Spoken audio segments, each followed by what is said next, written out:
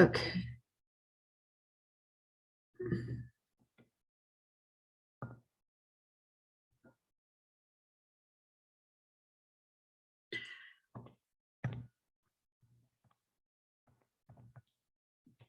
Okay, shape of the molecules, using a couple of the theory was a question, and I tried to address the questions here, the shape of the molecule. There are a couple theories, VSEPR, that's valence shell electron pair repulsion. What actually this covers is that the electrons that you have in either bonding or non-bonding or orbital or molecular orbital of the molecule, they repel each other. And since they are called as electron domain, and they repel each other, and they will position themselves as far as possible from each other, and that gives kind of shape to a molecule. So the other theory that we have is valence bond theory. This also explains like formation of bond and hybridization. Then molecular bond theory or molecular orbital theory, it explains the constructive and destructive overlap of the atomic orbital that gives you molecular orbital. Basically, and it also explains about the sigma bond and the pi bond. So if you look at the molecular shape, or based on the shape of the molecule based on the VSEPR, we have, first of all, we want to be able to draw the Lewis structure. That's the first step. You cannot come up with the shape of the molecule if you don't have proper Lewis structure. Drawing the Lewis structure was covered before. So you start with the central atom, you count all valence electron, you distribute the electron in a way that first domain or side elements, they get electron. You want to make sure that they are connected, so you have bonds between them. And then if domain element like this one requires electron, you would give it to them first, and then whatever is extra you give to the central. When you are done with the Lewis structure in a way that the central atom and all other atoms, they are satisfied with 8 electrons, and if the central atom is not, then you would use multiple bonding. So you have double bond or triple bond to satisfy that. Then you end up with a Lewis structure that you can work to begin with and determine the shape of the molecule. In order to determine the shape of the molecule, you want to recognize non-bonding pair of electrons and bonding pair of electrons. Each one of these counts as one electron domain. So if you have electron domain, if you have one pair of non-bonding electron, that counts as one electron domain, so one domain. And if you have a single bond, that counts as one domain. If you have a double bond, that counts as one domain. Okay? So being able to count the electron domains, you have to pay attention to just counting what counts, what doesn't count. One sigma bond, or sigma bond counts as one. Single bond counts as one. Double bond counts as one. So if you have a double bond, it doesn't count as 2 electron domain. This is the only part that you want to emphasize on that. Non-bonding pair also counts as one domain. So one sigma bond is one electron group, or electron domain is the same thing. Electron domain and electron group. So in different books they would count as different. One double bond, like a CC double bond, it counts as one electron group, and one pair of non-bonding, so non-bonding or free or unshared bonding, it counts as one electron group. So what we have for this molecule down here, it's 1, 2, 3, and 4. 4 electron domain. So we have 4 electron domain. Just practice what is counted as electron domain, because when you have the electron domains, then it would count. Then you can use a table and determine the shape of the molecule based on the electron domains around the central atom. So if your molecule has 2 electron domains, the shape would be linear. This is for like the electron geometry based on the electron arrangement or electron groups. How do they arrange in order to satisfy the freedom of the electron repulsion? Let's say if there is negative charge on this bond, negative charge on this, what would be the maximum distance from each other that they could have in order to be stable, so they don't feel like that pressure of repulsion from the other group? So 180 would be a perfect alignment for that. But if you have 3 electron group based on the electron geometry is going to be trigonal planar or planar triangular. It's called like trigonal planar. The 120-degree bond angle between these groups. And we do have like examples on this side. So boron trifluoride, chloride or fluoride, it has a trigonal planar shape because you have 3 electron groups only. There is no pair of unshared electron on boron because that's one of the exceptions and there's no electron to place there. And the other thing that I had questioned via email, chlorine cannot take double bond. There would be no double bond. This is wrong. Same thing for fluorine, cannot take double bond, is not correct. So I just remembered and I want to mention. And someone had question. I listened to your question and then go to the 4 electron domain. What was the question? Question or comments? No questions? Yes, sorry. The last slide, the bottom part of the PowerPoint was cut off. It looked like you said there was 4 electron domains, but I believe we can only see 3. The pair of unshared electron that is at the bottom of the A, it counts as 1 electron domain. So there were pair of electrons. Yes, pair of unshared electrons. So more than 8. There was more than 8 electrons within that example? Yes. Okay, all right. Thank you. Yep. If you have 4 electron domain, the shape would be tetrahedral and the bond angle is 109. For 5 electron domain, it would be trigonal bipyramidal. And for 6 electron domain would be octahedral. So the shape of the octahedral or trigonal bipyramidal, this is just basically making sure that the 6 groups are as far as possible from each other, and you only can have if you have 2 or 3 electron domain in one plane or surface, and then after, like if you have 4 with 4 electron, you have like a 3D structure. So you would get like a tetrahedral for 4, and then trigonal bipyramidal for 5, and octahedral for 6. And we do have these examples. The bond angle here for the trigonal bipyramidal is kind of unique. You do have a 120 between the ones that they are in the equatorial position, which this position, and then the one in axial position, they have bond angle of 90 degrees. So you have a combination bond angle for this is a 90 degree and 120 degree. But when it comes to octahedral, they are all 90 degrees. So you have 90 degree angle only. It's not shown on the picture.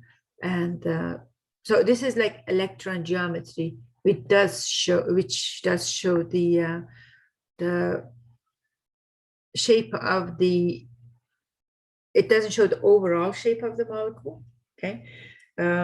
It doesn't show the actual shape of the molecule, the electron geometry. It just shows how many electron domains you have in there. The molecular geometry is shown by the molecular geometry when you basically don't see the pair of unshared electron. That's the only difference. Okay, so when you see the electron pair in the structure, that is electron geometry. So you actually see this pair of electron. When it comes to molecular geometry, you don't count the non-bonding pairs. That's the molecular geometry. The difference between the two. Okay, so you have electron geometry and the molecular geometry. For the molecular geometry, you don't see the non-bonding electrons.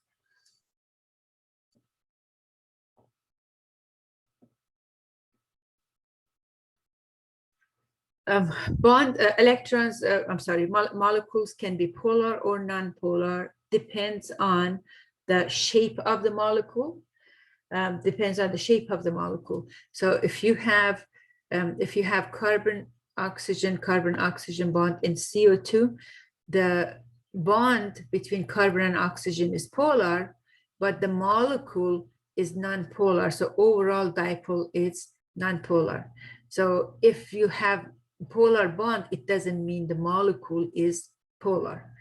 But if you have uneven distribution of electrons, as I said before, like for water molecule, you have two pairs of electrons here, and then you have two bonds. If you draw these vectors, or you just look at the electron distribution, if it's not even, then your molecule is polar. So overall dipole moment, you can add the individual bonds, the dipole moment for each bond, and then you come up with overall. Like for carbon dioxide, you have one that is going to the left side, one going to the right side. These two are equal magnitude, and it cancels each other's effect. So overall is going to be non-polar. But when you come to water molecule, you have oxygen pulling electron from the other hydrogen. These two vectors are moving in the same direction, so it makes the molecule polar. The top side of the molecule would have more electron than the bottom side of the molecule. This side of the molecule would be partially negative, bottom part would be partially positive, and we did talk about this before, just to remind. But now that we have the shape of the molecule, it makes more sense. So if you have a tetrahedral of carbon tetrachloride, so you have carbon tetrachloride, when you have the shape of the molecule tetrahedral, see, like if you add the dipole moment for each bond, you add them together, you get this, and then these two, you add them, you would get overall A and B, opposite side, then they cancel each other's effect. The other way that is going to make it easier for you, you say count electron domain, okay? Count electron domain for central atom. How many electrons domain you have, electron group or electron domain you have. That would be step one. Two, ask the questions. Are they occupied similarly or differently? And then if the answer is yes, if they are occupied similarly, yes, then it's going to be non-polar. If they are occupied differently, the molecule is going to be polar. This is kind of a shortcut to it. So this molecule is polar because how many electron domains you have? You have 4 electron domains. That's the question. One is 4 electron domain. Question 2, are they occupied similarly or differently? Because they're occupied differently, then this molecule counts as polar molecule. So this is kind of a shortcut. For NH3, is it polar or non-polar? How many electron domains you have? You have to start with the loose structure. You cannot start with the molecular geometry. You have to start with the electron geometry, with the loose structures, because you're counting electron domains. So you have 1, 2, 3, 4 electron domains. And if you forget counting the pair of electron as electron domain, you might consider this molecule non-polar. But since you have pair of unshared electron or non-bonding electron, that counts as 1 electron domain, and you have 3 different electron domains. Are all of them occupied similarly? The answer is no. And if they are not all occupied similarly, the molecule is going to be polar. If it's a binary, if it's just two atoms in the bond, we talked about that before. If they are not the same, it's going to be polar. If they are the same, exactly the same, then it would be non-polar. So if you had a Cl-Cl, it would be non-polar.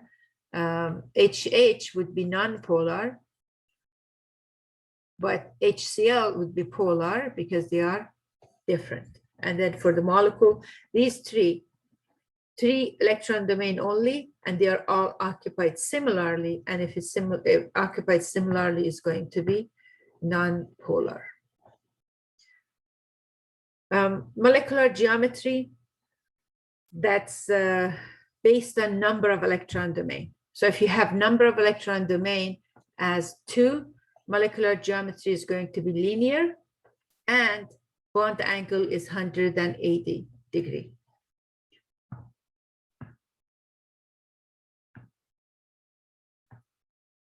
If the number of electron domain is 3,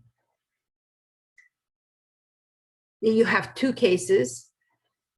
So electron geometry is going to be trigonal planar, which also determines the bond angle about 120. But molecular geometry, it depends. Do you have pair of unshared electron, or they are all shared electron? If they are all bonding and 0 non-bonding, molecular geometry equals to electron geometry, and it's trigonal planar.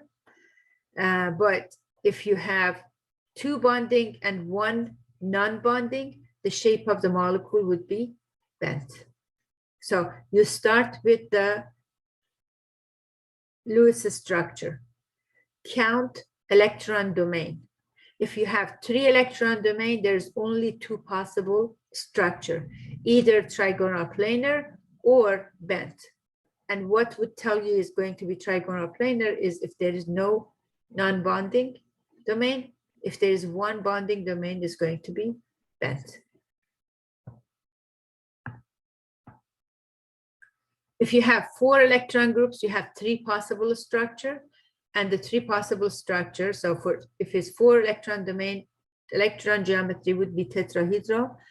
If there is 0 non-bonding, then electron geometry is similar to the molecular geometry. This is for the case that you have 0 non-bonding. If you have 3 bonding, 1 non-bonding, the shape of the molecule would be trigonal pyramidal.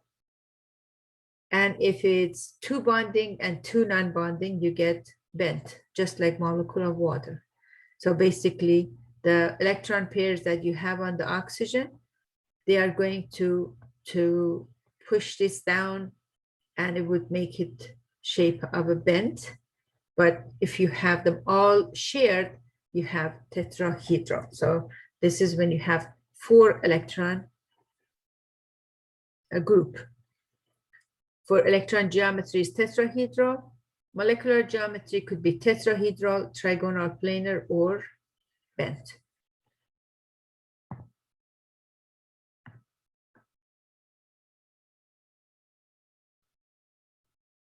Okay. The bond angle for a molecule is determined from electron geometry, but it's going to have some deviation, like electron geometry for ammonia is tetrahedral because you have 4 electron domain, electron group or electron domain. And for water also you have 4 electron group or electron domain. I'm going to write capital so it's not example. Electron group. And this is for electron group. The bond angle for all of them is expected to be 109.5, but when actually measured, for ammonia is slightly less, and for water is slightly less than the 109.5. Explanation for that is going to be the repulsion between non-bonding electron is stronger, and because it's stronger, it's going to push these bonds and close them. We talked about this before. I just want to include that here. So these are not new material.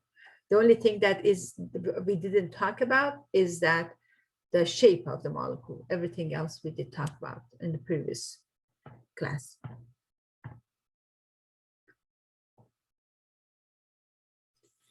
So when you have five electron domain, the trigonal bipyramidal is like two pyramids facing each other. And so you have one on top, one bottom. So you have this pyramid up here and a pyramid down here and facing each other. So it's called bipyramidal. The bond angles of 90 and 120, we talked about this. You could have all of them single bonded. So you have trigonal bipyramidal. You could have one of them unshared or non-bonding. You could have two unshared. But what this slide is telling that if you have unshared electron would go to the equatorial, because when it's equatorial, it has more space from the other equatorial. They are different. They are separated by 120 angle. So if you have pair of unshared electron, it doesn't go up here first. It would go to the equatorial position. So if you have only one, it would occupy the equatorial position.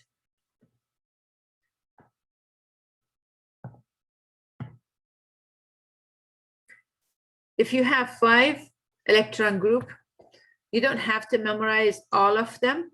You don't have to memorize these. Only if you have 5, the molecular geometry is going to be trigonal bipyramidal, because if you didn't know this before, it's too much for the exam. So this is the part that I say, I give you a break. Like if I have a question that is going to be like a seesaw, then I will lower the credit or adjust the credit for that. But this part, it was already part of the assignment. So trigonal bipyramidal, 5 electron group, 4 possible structure. If all of them are bonded, then you have trigonal bipyramidal. If one is non-bonding, one pair of electrons, you would have like a seesaw shape. If 2 of them are non-bonding and 3 bonding, you have like a T shape. And if 2 is bonding and 3 non-bonding, so you would see linear. Basically, in molecular geometry, you only see the other atoms. You do not see the pair of non-bonding electrons. For 6, if you have 6 electron group, octahedral, all bond angles would be 90 degrees. And again, only this one you would be responsible for. Octahedral, 6 electron group, and molecular geometry, electron geometry is the same if there is 0 non-bonding. If it's 1 non-bonding, the shape is going to change to a square pyramidal. And if you have 2 non-bonding, you would have square planar. So these are the ones that you need to recognize. Make sure you don't think that they would always be bonding, but not part of the exam or even the final.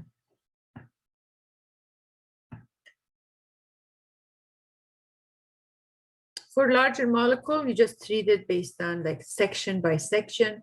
You can't say overall shape for this molecule, but you could say for this carbon, we have 4 electron domain, and with the 4 electron domain is going to be tetrahedral. Here is going to be trigonal planar, and then this side would be, because you have 4 electron group, is going to be tetrahedral again. So you deal with it like part of the molecule at the time. So we talked about the VSEPR, and depends on how many electron groups you have, they are going to push each other away, or they repel each other to occupy the maximum distance from each other. and that determines the shape of the molecule. Electron geometry, it determines the bond angle. Molecular geometry gives the shape of the molecule. When you are dealing with molecular geometry, basically you don't see the pair of non-bonding electrons, you only see the atoms that are attached to the central. Valence bond theory, it covers hybridization. With hybridization, meaning that the atomic orbital, they combine and they give like hybrid orbital for the atom to be able to give more number of bonds, or bonds that it actually determines the shape of the molecule. And then we have the molecular theory. I would just talk like briefly about the molecular theory, and I usually cover it, not, is not often covered in general chemistry, but hybridization is a big help for determining your molecule is polar or is not polar, and the shape of the molecule is easily determined if you have it. So when the bond forms, is overlap or head-on overlap of the atomic orbital. So you have s orbital from hydrogen, p orbital from chlorine, they form a bond. Or if you have two chlorines, head-on collision or head-on overlap would give you a bond. So a bond forms as a result of head-on. The other type of bonding that we talk about is a pi bond. So a pi bond is when you have side-by-side overlap of two atomic orbital. And when you have side-by-side overlap, it would be side-by-side overlap of two p orbitals. And this type of bonding is going to be pi bonding. So you have overlap of side-by-side two p orbitals.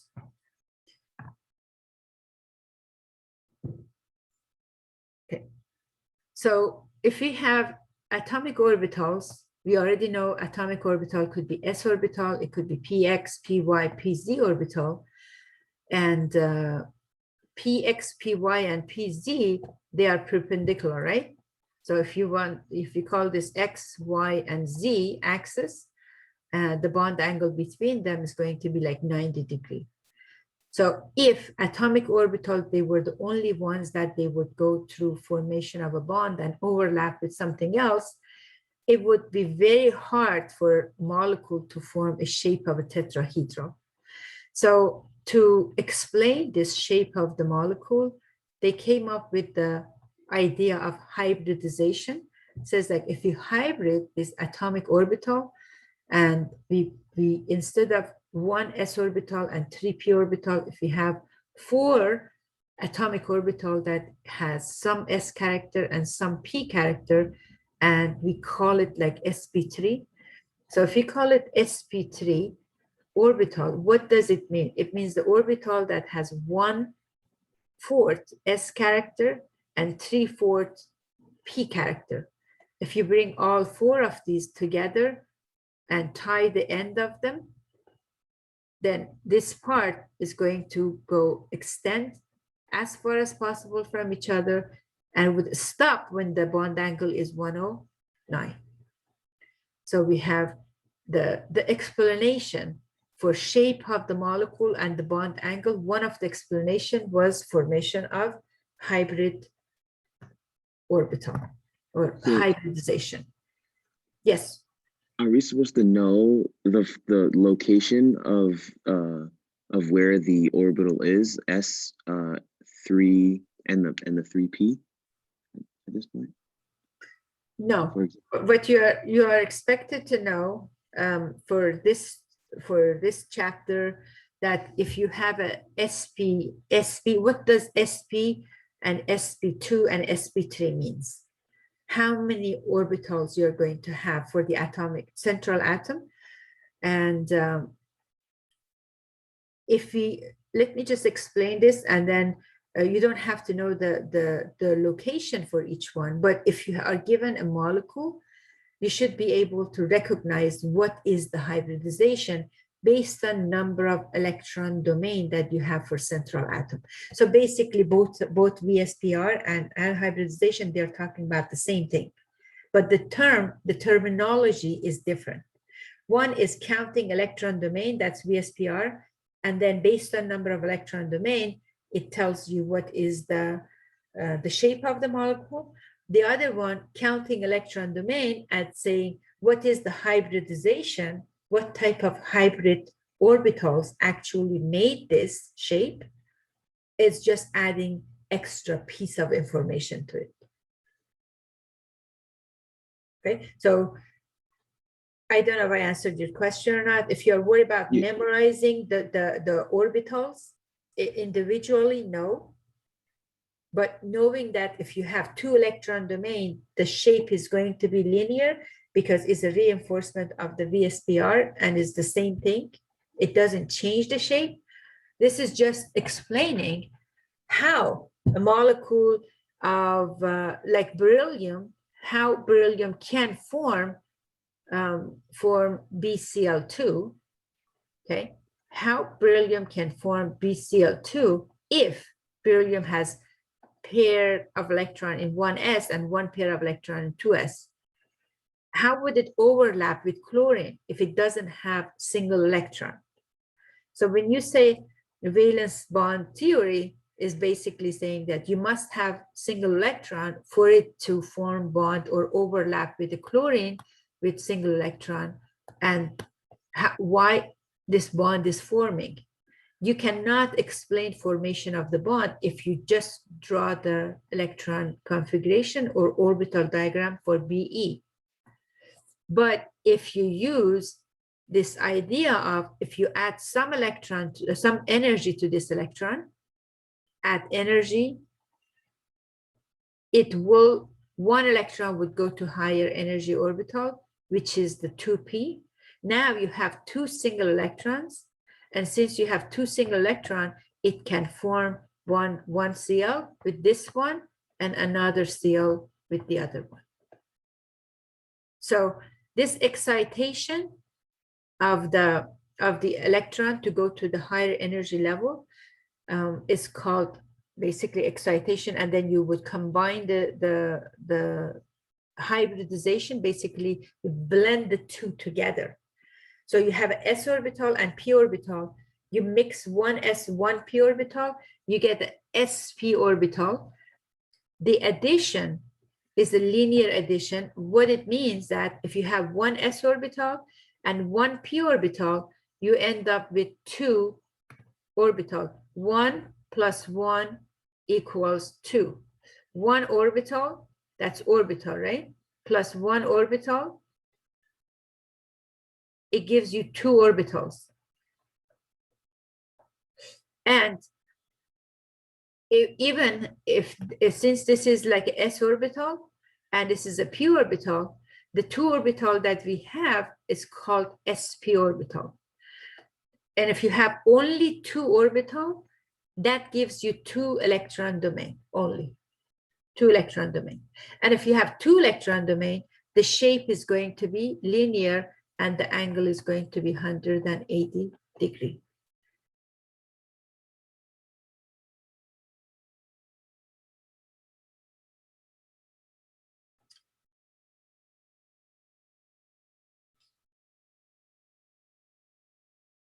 So what do you think of sp2 orbital?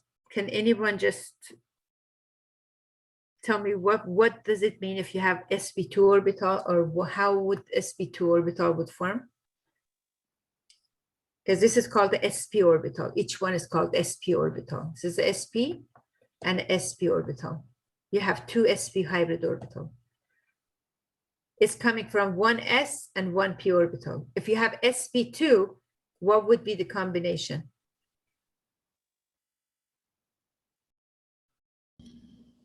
Would it be 1s and 2p, or 2s and 2p? No, 1s and 2p. 2p. Because it says S is just one, and there you bring 2p orbital. And how many orbitals you would get? You would get 3 orbitals. And the name of those 3 orbitals is called sp Each one is called sp2. What does sp2 means? It means that this orbital is 1 share s and 2 share p orbital. sp means it's half s and half p orbital. But sp2 means that you have 2 p orbital for every 1 s orbital. But the addition is linear, and in this case is a 1 plus 2 equals 3. 1s, 2p, and 3 hybrid orbital. So is that trigonal planar? Yes, for the 3 electron domain, then it's going to be trigonal planar. The beryllium, because it forms sp hybrid, the shape is going to be linear. But for the 1s and a 2p, it's like when the PowerPoint usually it's more detailed, and I kind of talk about a lot of things in one slide. So for sp2, how does it form? You have this example for like a sp2 hybrid for, let's say, for boron, you have only 1 electron in the p orbital, and how could you get BCl3? To explain how you could get BCl3 from boron with electron configuration of 2s1, 2p1, the explanation is that if we give some energy, to this orbital, electron from s orbital would go to p orbital, and now we have 1s and 2p orbital is a 1 plus 2, it gives you 3. The name is sp, but when you combine it, it's going to be sp2. This is a hybrid orbital, is hybrid. So when you hybrid, the example that I used before for the hybrid resonance, when you hybrid orange and tangerine, you don't get half of the molecule looks like, half of the fruit would look like orange, the other half like tangerine. You would get a shape that is between orange and tangerine, and it tastes like a little bit more sour than tangerine. It more tastes like an orange, but it looks like tangerine. So it has characteristic of both. You get like those hybrid in breeding, when they say they breed the species, like you buy a pet, it says, what is the breed? What does it mean? What's the breed? It means that what was the combination of the parents that resulted to this shape. So you have a puppy that it's like, it looks like German Shepherd, but it's very small dog. So it must be a breed of combination of 2 types of the dogs, that one was German Shepherd and the other one was like a small dog. And when you combine the 2, you breed, and then you get. So in chemistry, it's called hybridization, meaning that when you hybridize, you combine the 2, and then you get something in between in terms of the shape. So the only other part that you want to know, that this combination is addition, and the addition is linear addition. You don't combine s and p to get 1 orbital. If you have 1 s and 2 p orbital, you end up with 3 p orbital. It's like if you have a container of a Play-Doh that is yellow color, and then you have one that is blue color, you combine the 2 and you blend it very well, you get what color? You get like green color, right? But if you have 1 container yellow color Play-Doh and then 2 container of blue color, you combine it, you get green color, but you don't get the same shape that you had before. Now it's closer to blue color because you bring 2 part blue color and 1 part yellow color. So the characteristic is going to shape slightly. You see, when you have sp2, the structure or the shape of this sp2, because it has 2 part character from p orbital, they are more like p orbital. There's like more extended. This end for sp was shorter. This end for sp was like more round. Here's like a little bit more extended because it has more p character. But combination is going to give you 3 sp2 hybrid. When you bring them together, it gives you sp2 hybrid trigonal planar shape. And they are all same energy. Degenerate meaning same energy orbital. So what would you think about the sp3? sp3 would be 1s and 3p orbital. So if you have carbon that is a 2s and 2p, how could you get CH4? How could carbon form 4 bonds if you have this electron configuration for carbon? It's because of the hybridization. The promotion, when you promote, is basically excitation. You give electron energy to the electron to go from low energy to high energy. You have 2 separate type of orbital. This is not going to form the CH4, because if this formed the CH4, you would have like 1 short bond and 3 long bonds. If it was coming from, this was coming from P and P, P, and then this was S. And then you get the hydrogen, hydrogen, hydrogen, hydrogen. But what shows the experimental value shows that all these 4 bonds are equal size. And if they are equal size, it must come from degenerated or same type of energy. That is possible only if you hybridize the s and p orbital and you end up with 4 hybrid sp3 orbital. And if you have 4 of them, you put them together, you get tetrahedral. Now, how do you know you have tetrahedral? Is if you look at the structural formula or molecular formula. Let's say I have CH4 here. What is the hybridization for this carbon? How do I know that hybridization is sp, sp2, or sp3?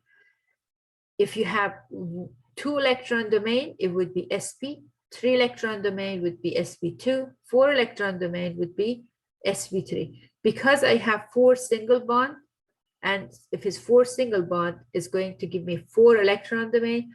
For 4 electron domain, I need 4 hybrid orbital. And if I need 4 hybrid orbital, what combination would give me 4 hybrid orbital is 1s and 3p. It ends up with 4 hybrid orbital, 4 sp3. So make sure that you know the addition is linear, is a 1 plus 3 that gives you 4. And how do we know we need 4? Is because we have 4 electron groups. Yes. If we already know the electron domain geometry of the molecule, why can't we just count S, P3? That's just 4. There's 4 letters there. That is perfectly that fine. is a way to do it. Yeah. That is the way to do it. But we're trying to say, how did you come up with that number? So I was trying to explain how the hybrid orbital is forming. Yeah. Before, Oh, sorry. I was going to say it also demonstrates Hund's rule, where, you know, you have to 1 by 1 fill up the orbitals and such. So it kind of gives you a picture of how it all works. How actually these hybrid orbitals are forming. And then we have a table that it says if you have 2 electron domain, sp, 3 electron domain, sp2, and 4 electron domain, sp3. So you know what sp3 means right now. With this explanation, you know that when you say sp3, that means you have 4 hybrid orbital. And it's coming from 1s and 3p. If you needed 5 hybrid orbital, then 5 hybrid orbital cannot be just s, because one energy level has a s, 1s, you have 1s. For p, you have 3p. And if you want to add to 5, you have to add something else. So that something else is going to be 1d. And if you need 5 electron domain, for 5 electron domain, you would need the sp3d hybrid. And you would need like sp3d2 hybrid for 6 electron domain. I mean, you're not going to get questions based on these, you know. But if you did get a question, what hybrid sp3 D means like how many electron domain, it would be 5 because you have one s orbital, 3p orbital, and one d orbital combining. That's like trigonal bipyramidal. Quick question here. So if we're not going to be questioned on the SPD equals 5 trigonal bipyramidal, would we be questioned on the bottom where you're hybridizing it, or you have to fill in the boxes, whether it's up and down? I'm trying to understand what the question would be. I mean, we usually don't do this. We usually don't use the higher orbital or higher than sp3 hybrid for general chemistry or even for organic chemistry. But this is the place that you can know the basic, the foundation. If it says sp3d2, what does it mean? Okay, what does it mean? What combination would give you sp3d? Is 1 s orbital, 3p orbital, and 2 d orbital. What's the total, or what's the electron domain? If the hybridization is sp3d2, that is 6 electron domain. And if you had 6 electron domain, the shape was octahedral. For 5 electron domain, the shape is trigonal biplanar, bipyramidal, sorry.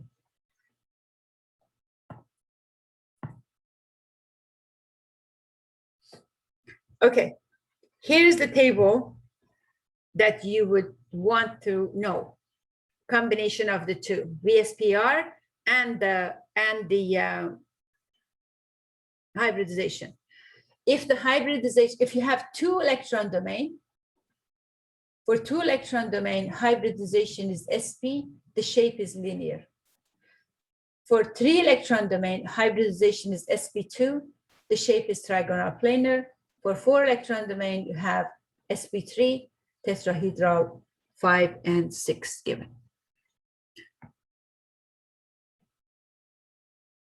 So electron domain, hybridization, shape of the molecule, and the bond angle. For 2 is sp, hybridization, shape is linear. For 4 is sp3, tetrahedral.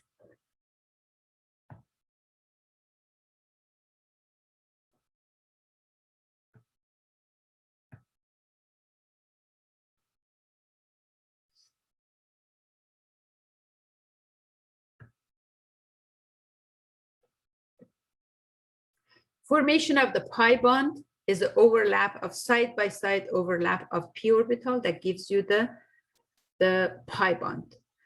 And I want to show you like examples of the pi bond. If you have one single bond is always sigma bond. If you have a double bond, 1 is sigma bond, 1 is pi bond. And if you have a triple bond, it would be 1 sigma and 2 pi bonds. How does the pi bond form? It's first of all, like if you have this CC double bond and H, and you have the carbon atom 1s2 and 2p2, which gives you 2s2, 2p2. The 2s is going to have 2 electrons, and then 2p is going to have each one electron, and that's it. So after hybridization or after excitation, you're going to get 1 electron, 1 electron, 1 electron, 1 electron. And if you do the hybridization, sp2 hybridization, because carbon must have 4 bonds, but hybridization is sp2. How do we know hybridization here is sp2? Can you tell me what should we count to get the hybridization here?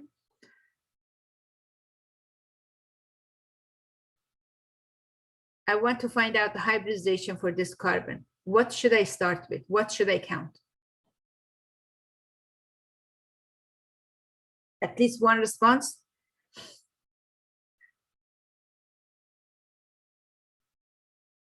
Didn't you just tell me that if we know the number of electron domain, we can say what's the hybridization? So I want to know the hybridization. What is that I need to count first? Electron domain. domains. Yeah. Electron domain. Okay, perfect. Electron domain. How many electron domain I have for this carbon with the arrow? How many electrons domain I have? I have one single bond here, one single bond, and one double bond. So I have 1, 2, and 3, right? So it's sp2.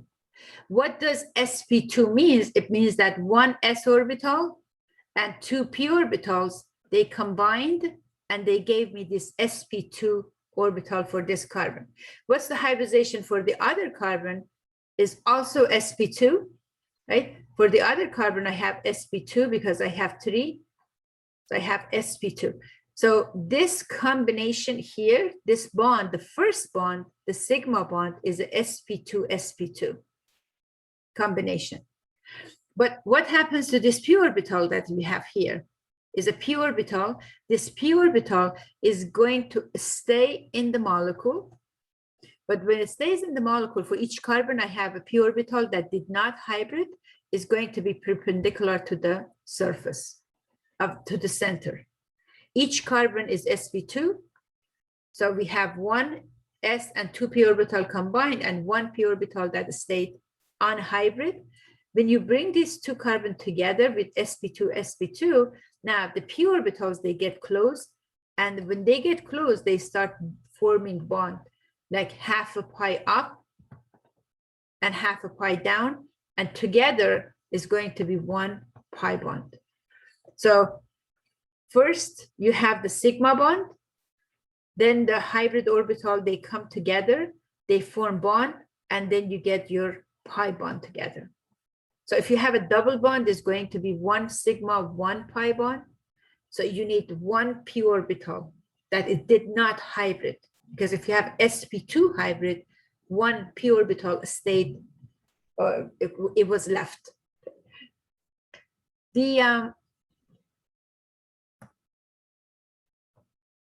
I think you have more than enough information right now to take the test, because I don't include too much from these in the test. But I'm just going to end with the sp hybrid. For the sp hybrid, if you take the carbon that you had with the 2s, you had 1 electron. This is after excitation, 2p, 2p, and the 2p, 1, 1, 1. You want to get the sp hybrid. And why do you want to get the sp hybrid? Because this is a linear shape, okay? So if you have a CC triple bond, H and H, you only have 2 electron domain for each carbon. So you have electron domain here and electron domain here. So if you have 2 electron group or 2 electron domain, the hybridization is going to be sp. What it means that s and p orbital, s and 1 p orbital is going to combine. The other p orbitals, you have 2 of them, they are not going to combine. So you have your py and a pz perpendicular to this sp hybrid orbital. When both carbons, they have sp hybrid, because this is sp and this one is sp, the sp bonds are, sp hybrids are coming together, bring the py and py close to one another, forms 1 pi bond. Pz and pz gets close to one another and forms a second pi bond. So for triple bond, you have 1 sigma and 2 pi bonds.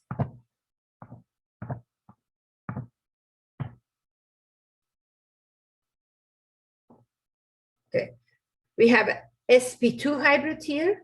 This is sp2. And you have 1 pi bond, 1 sigma bond. The shape is trigonal, planar. Number of electron domain is going to be 3. Hybridization for oxygen, if you were going to count, would also be sp2, because you have only 3 electron domain. Just make sure that you know the number of electron domain is going to affect the shape of the molecule. And when we say unhybrid, because carbon has like s orbital and 3p orbitals, carbon must form 4 bonds. In order to form bonds, you must have 1 electron in each of those orbitals. So you have the 2s, 2p, 2p, 2p. And then based on the shape of the molecule, you can decide, is it going to be sp2 or is going to be sp3? So you already know this is sp2, and that means that one s and two p orbital combined. So you have one p orbital perpendicular that forming the pi bond.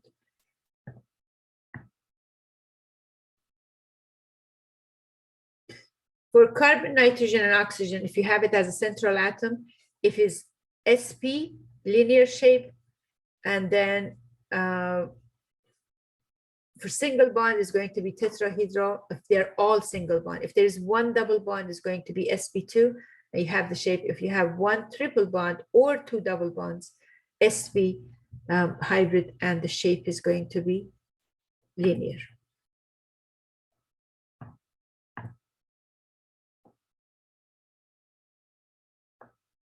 We talked about this already.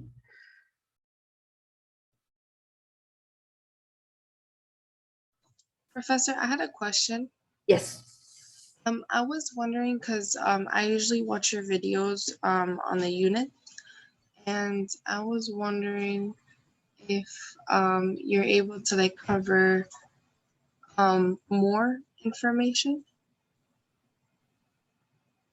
About?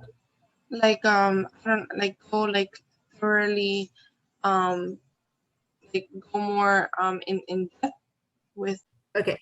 Based on the molecular orbital. Molecular orbital, it forms when atomic orbital, they overlap from different atoms. That's the only difference. Hybrid orbital, s and a p orbital, is coming from same, okay? The s orbital and a p orbital is coming from same atom of carbon.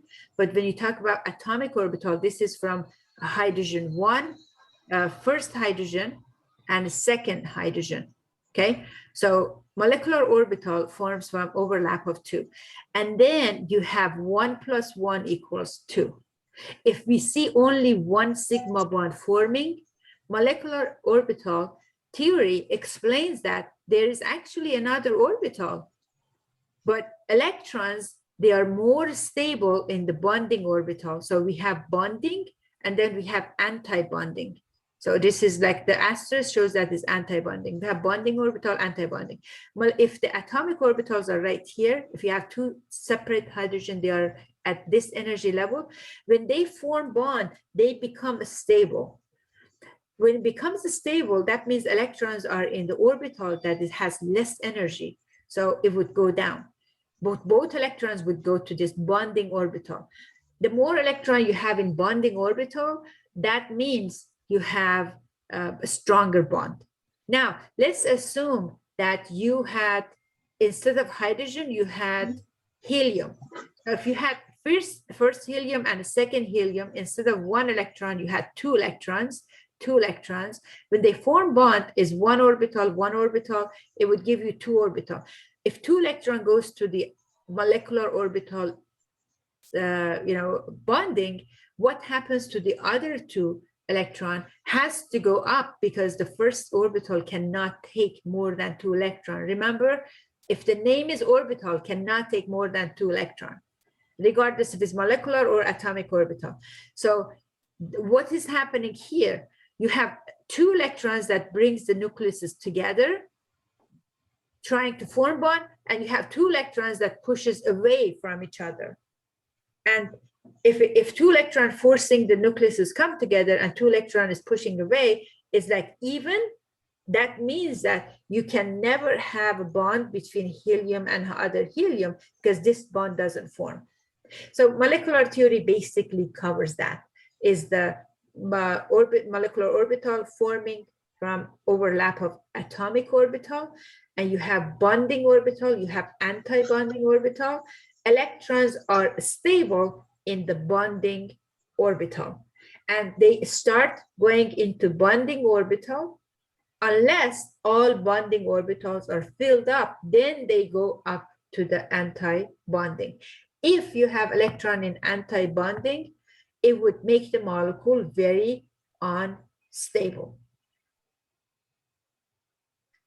So a molecular orbital can form from two p orbital, head on, it can form from side by side. If the molecular orbital forms from head on, you get the sigma bond, but if it's side by side, you would get pi molecular bond. So sigma and pi, those are molecular orbitals that is forming, or the bond that is forming. But for every bonding, you have anti-bonding, but we don't mention it often because there is no electron going in that. So if there is no electron, we don't have to be worried about the anti-bonding. And this is another example, and I don't want to go too much in detail. So you see that you have these bonding. Electrons would go here, would go here, would go here, way before going to anti-bonding. Doesn't want to go to anti-bonding.